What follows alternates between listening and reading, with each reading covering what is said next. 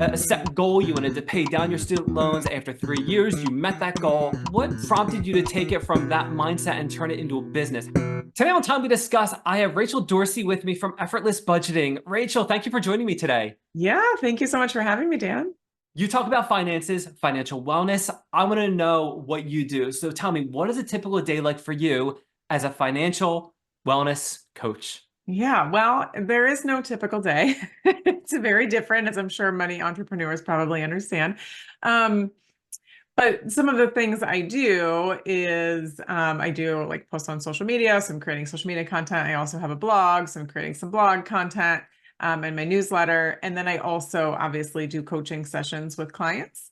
Um, so I mostly work with couples, and when I'm doing a coaching session, both people are on the call at the same time. We do, Zoom or Google Meet, so video call. There is a structure to it, but we also go through what they feel is important to them in that moment. So it's a loose structure. And we talk about personal budgeting and personal finances. So I don't do financial investing. We're not talking about your I might talk about your 401k. Do you have one? Do you, contribute what your company matches? But we don't really get much farther than that into like the investing piece. It's really the personal finance budgeting, where your money's going, tracking your spending. If you want to increase your credit score, how do you do so? Things like that. And then also just part of my job is just continuing to keep up on, research and knowledge of, things in the personal finance realm. What percentage do you think are people that they're in financial trouble versus people that are trying to just plan ahead and be smart? And you're not going to like this answer, but I think that the answer is in between. That's okay. That's okay. So I would say most of my clients are not. It's also financial trouble is very much of an opinion, right? Like some people, their finances look like this and they feel fine, and somebody else, their finances look the same and they feel like they're in trouble. So a huge part of what I do with my clients is help them with their mindset. It's not really about whether or not you have debt or you don't have debt. It's about how you're feeling about your money. So you might have debt, but you might feel great and you're comfortable and you're loving life and you feel like everything's good. Obviously, there's a limit to how much we want to have, but or you may have no debt and feel super stressed about every penny that's coming in and you're just constantly worrying about it. So it's really like a mindset piece that's the most important. So most of my clients make enough money. Most of them, and they recognize that. They recognize we have a decent salary, we're bringing enough in, but we still just don't feel like we have enough left over at the end of the month. And we do maybe have some of this debt and we don't feel like we're making a dent on it and we're not really sure why. So that's sort of the typical client that I work with. Okay, and that's actually a perfect answer because in my head, I'm thinking I'm thinking a financial wellness coach. I'm thinking someone that works alongside someone that's doing like the debt consolidation. Like that's just where my mind immediately went. So it's good to get that clarity that no, that's not necessarily the case here. It's a little bit different. Yeah, it's much more holistic. And so debt consolidation is fine. There's a time and place. And I obviously work with clients that have debt and help them pay it down, but it's very different than what debt consolidation companies do. Okay, let's talk about how you got started. No, again, I read your website and I saw how you graduated college, you had debt, you had a set goal. You wanted to pay down your student loans after 3 years. You met that goal. But then what prompted you to take it from that mindset and turn it into a business? How did that unfold? I was working a job that I was unhappy with. I had been in the nonprofit world for a long time and I was just getting kind of burnt out and stressed and tired of doing that work. It's great work, but it can really weigh on you. And I had an opportunity to take this contract job for a startup, which was a huge risk. And I am not a risk taker. But I was so unhappy that I decided, you know what?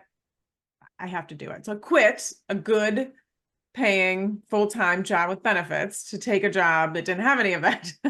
And that job didn't work. It didn't work out. The company was not really organized. They were a startup. So it was very different for me and it didn't work. So that only lasted 3 months. Long story short, I thought, you know what?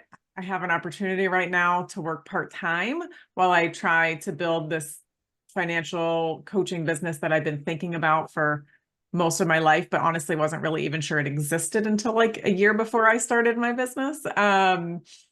And I just took the leap, and I did end up working part-time for a while I was trying to build up my business. Rachel, I love that story. There's so many stories out there. It's like very Cinderella, like, you know, where it's Oh, like, well, I quit my job and things just they boomed, they oh yeah, exploded no. in a great way. And it's good to hear that that doesn't always happen, but you know, you keep moving forward, you keep Yeah. doing what you need to do, and you make it work. And that sounds like exactly what you did. And that's a really cool story. I like that. Yeah. Thank you. No, it still is a work in progress, and it's still a lot of hard work. So it's not an overnight success by any stretch.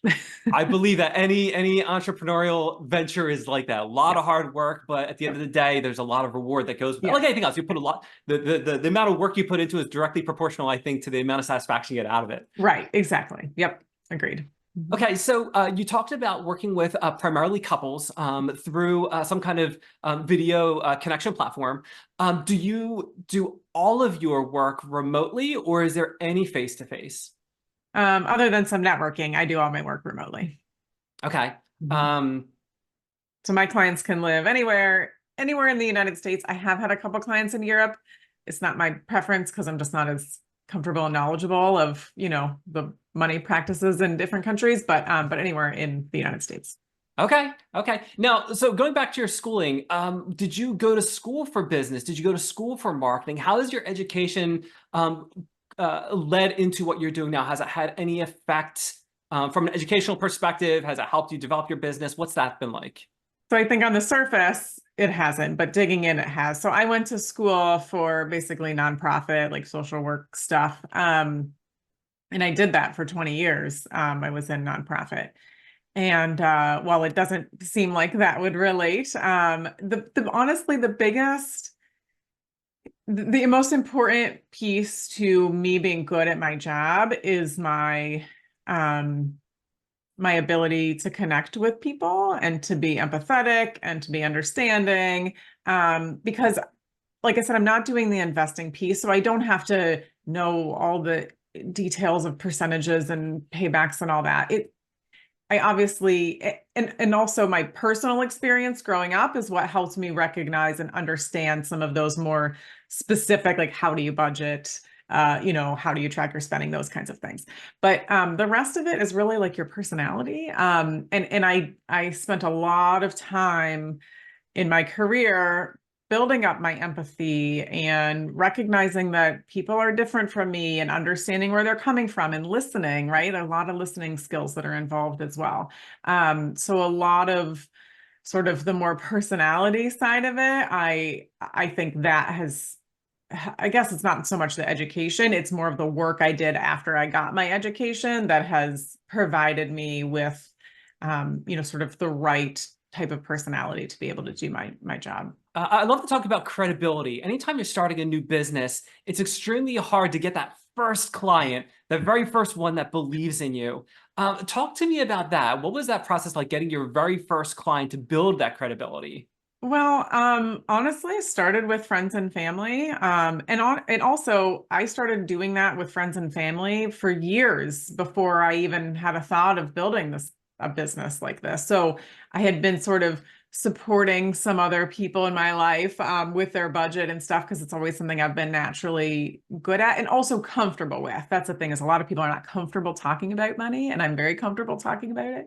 So for years, I had friends and family sort of come to me and say, "Hey, could you like help with this, or could you offer some advice with this?" Because like that, money is a very touchy subject. Yeah. So that's really awesome that you had friends and family approach you and Yeah. ask for your assistance in some way, shape, or form. Mhm. I've never had anyone approach me asking about money advice. I don't know if that's a good thing or a bad thing. Well, but like I'm so comfortable talking about it that I do talk about it. And so I think like over time, people hear me talk about it and then they're finally like, well, she obviously isn't going to judge me for this. Because that's a big thing, is people don't want to talk about it because they're so worried about being judged. But they've, my friends specifically, but have seen me over the years, like clearly I'm not going to judge you for this. You're you and you made your own decisions, and that's fine. We just, I'm willing to help move forward if that's what you want. I know we're also terrified to talk about money, but there are two things that affect you literally every single day of your life, whether you pay any attention to them or not. And that's health and money. So if we ignore those two things, they're still totally affecting us. But if we just grab them by the horns and we just talk about it and we share, then we're going to be in a better place because they're going to affect us no matter what. So I know it's easier said than done, but why not talk about it then? Let's get it out there because you're going to be in a better place because money is affecting you, whether you're paying any attention to it or not. Over your experience doing social work with a nonprofit, and even the startup that you worked with, can you think of a particular skill that was derived from one of those experiences that really helped what you're doing now? And it's okay if there isn't, I'm just curious. I really don't think so. I think it was very much more my personal experience in my life growing up around money that has, because when I was growing, so I guess my own personal education that I taught myself has been what has been the most helpful. I grew up feeling very uncomfortable about money, and I grew up in a home that we didn't have a lot of it.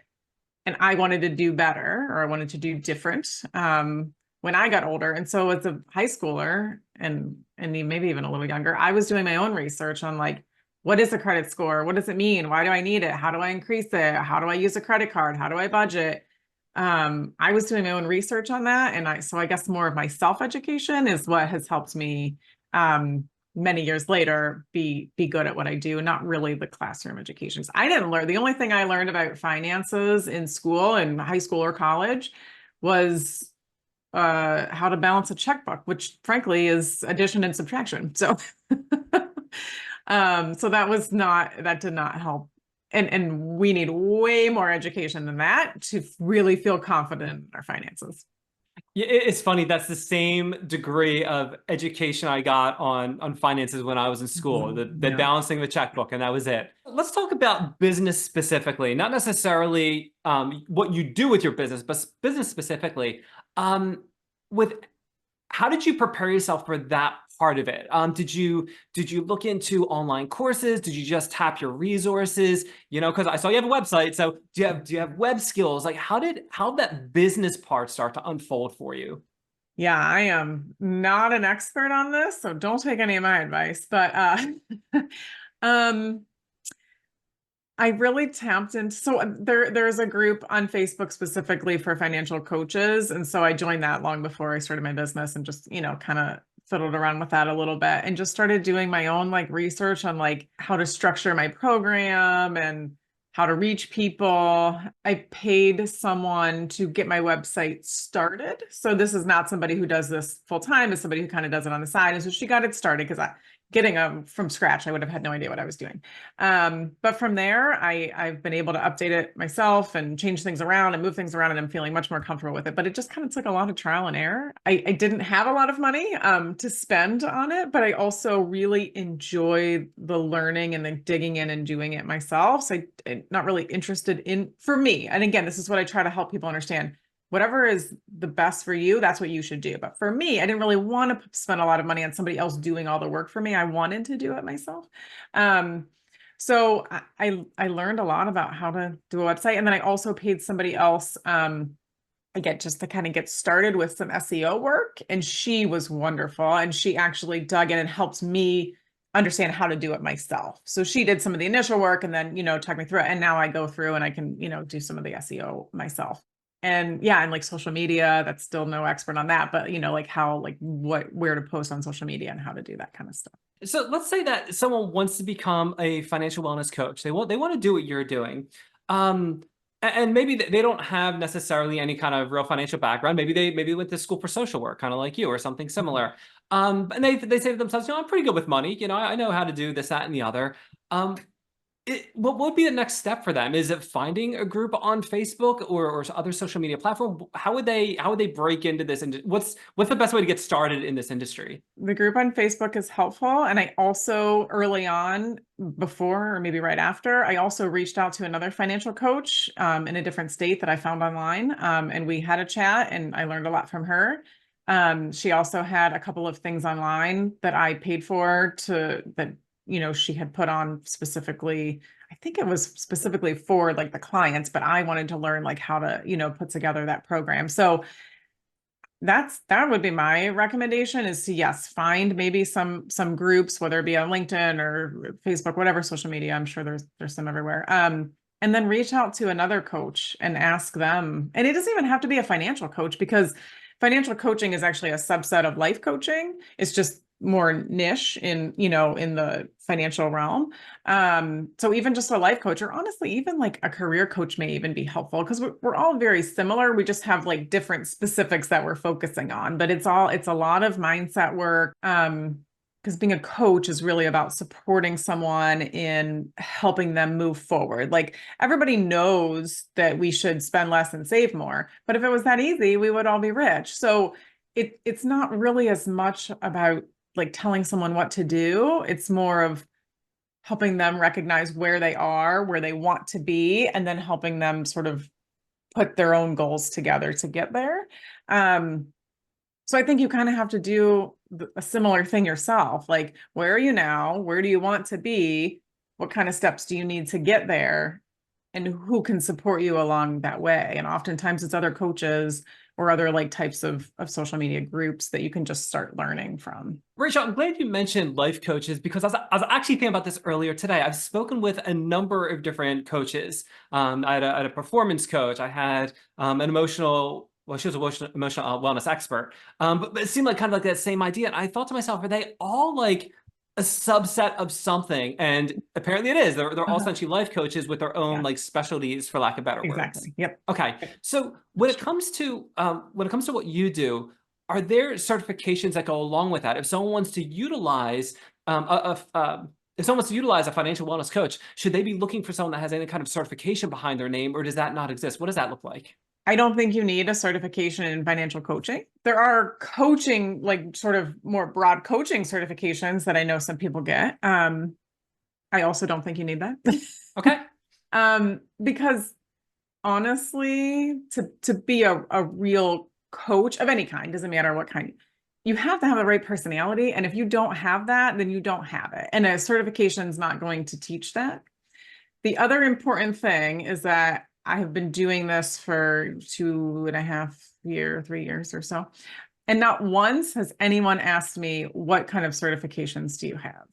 And so you have to present yourself, in the right way that people can see that you're comfortable, that you're a comfortable person to talk to, that you're not going to judge them for anything. Because whether it doesn't matter if you're talking about finances, emotional stuff, it doesn't matter what you're talking about. People are worried about being judged. And so it's way more of those like soft skills that you need than a lot of I mean, you need to know some stuff, right? Like I need to know about credit scores. I need to know about interest rates, and I need to have like an understanding of how to put a spreadsheet together and all that kind of stuff. But so much of it is like the real person centered, and how you can really get to people's emotions and make sure they're comfortable talking to you about those things. And you're not going to learn that anywhere, let alone in a certification. So you can get one. It's not going to harm you to get one, but they can be a little pricey. And unless a lot of people are asking you for one, like I've never had somebody not work with me because I didn't have a certification that they were looking for. Okay, that's good information. One thing I like to do is identify any potential barriers for people, specifically if they're looking to change careers. Because a lot of times people have, they might have gone to school for one specific thing, and then they decide they want to do something completely different. And sometimes those skills can carry over, and sometimes they don't carry over at all. So if I wanted to go and start teaching, in K-12, for instance, I got to get an education degree, Right. and I need to get certification and all that. So it's good to know, going into different industries, what potential barriers could exist. So it's good to know that in this case, certification, while it is available, it's not completely necessary to do your job. Rachel, one thing I like to talk about too, when I speak with different coaches, what's a typical, not a typical, what's a full load for you for clients? Do you like to only work with, a dozen or fewer, 5, 20? What is that? Where do you feel maxed out when it comes to clients? Well, Dan, when I get maxed out, I will let you know. Okay. I am not, I'm just being real. Like, I am a very open, honest person. There's no reason to sugarcoat things. I have never had a full client load. I would take more. So I don't really know the answer to that. And That's okay. the other thing too is that for me, every coach does things differently, but for me, my folks don't sign up for like a year or even 6 months. They have a couple different options. So some people might only work with me for 3 months, and some people might work with me for 5 years. I mean, so it's hard to say what that would look like as far as like a literal number. But like, per week, I probably wouldn't want to have more than 5 or 6 sessions a week. Okay. But nobody works with me more than once a week. So that would be different people. So, Rachel, when you're working with people, is there like definitive goal completion moments and then they're done? So that's the first question. And then second question, do people ever come back as like, a financial tune-up or something like that? What does that look like? Both of those. Yeah, so I would say they're both kind of the same answer. And the first answer is kind of no, there's no like stopping point. So my recommendation in working with me is to work with me. It depends. Most couples, I recommend you work with me for 10 sessions every other week. So that takes 5 months. And then after that, we kind of reevaluate and we see where we are. This is where like I'm very personalized and everyone's different. So I meet them where they are. So then it's, do you feel comfortable now? And 10 sessions will get through everything I want to make sure they get through. But do you feel comfortable now maybe backing up and working with me once a month instead of every other week? And then we'll do that a couple of times. And then the ultimate goal is to work with me quarterly. So now you're only meeting with me 4 times a year. You're paying for it up front because we all know that if we paid for something ahead of time, we're more likely to continue doing that thing. So you pay for it up front and you're only working with me quarterly. So it's really just more of kind of like the tune-up that you mentioned. And it's a check-in, it's like if you've got things that are going on and you have questions, you write them down and you have a meeting with me scheduled. And of course, you can always schedule something else in between. Like I'm pretty flexible in that way. But that would be sort of the end goal, is to work with me pretty consistently for at least a few months, kind of see where we are, and then continue to step back until you're only meeting with me quarterly. At what point should someone seek out someone like you? Like if there's certain questions that they're asking themselves that then it's like, you know what, maybe I should get a professional involved. At what point should they seek your help? It's when you're lying in bed at night and you can't sleep because you're worrying about your bank account or you're worrying about your debt, regardless of what the number is. Like I've had people come to me and say, I have so much debt, and it's not really that serious, in my opinion, right? And I have other people that don't have any but they're panicking. So it's really more of a feeling. And also, to go back to that, I do mostly work with couples. If you find yourselves butting heads a lot about money, or you find yourself not talking to each other about money, I don't care if you've been dating for 3 weeks or you've been married for 30 years, you're not talking at all about money, chances are you're not feeling good about it, which is why you're not talking about it. And your partner, you have chosen this person to be your life partner. Finances, sorry, they're a big part of it. And so in order to really, it really truly grows your relationship and it makes you stronger and it makes you closer. And I know it might not feel that way, but it does. So if you're feeling like finances are pulling you apart, or if you're just not talking about it, or if you feel really like every time you talk to your partner about money, it's an argument, then that's a good time to reach out, because I can help sort of alleviate some of that and be like the go-between. It's kind of like a money therapist, although I hate to use that because I'm not a therapist. No, I do not have any of those certifications. Those people need a lot of certifications and schooling. But it kind of is a little bit, right? Like I can be that sort of middle person. So I think if you yourself are feeling really overwhelmed and just stressed and anxious about money, regardless of what your numbers look like, or if you find yourself not really communicating with your partner very well around money, those would be good times to reach out. That's awesome, awesome advice. Thank you for that. Yeah, of course. Rachel, it's the time of the show where I like to give my guests the opportunity to talk about a cause they believe in, a project they're working on, their business. So Rachel, if there's something you'd like to discuss, the floor is yours. Well, I could talk about my business all day, but we've already been doing that. So I would love to take a step back and talk about something that I'm passionate about, if that's okay. Absolutely. I'm very passionate about shelter dogs. I actually am a dog walker on the side because, again, don't have a full caseload. But I also have dogs of my own, and I've also been volunteering I live here in Cleveland, Ohio, and I've been volunteering at the local Cleveland kennel for almost 6 years now. And I see, a lot of wonderful, amazing dogs that sometimes don't make it out because there's just too many of them. And so I just would love to put a plug in for the hashtag adopt don't shop.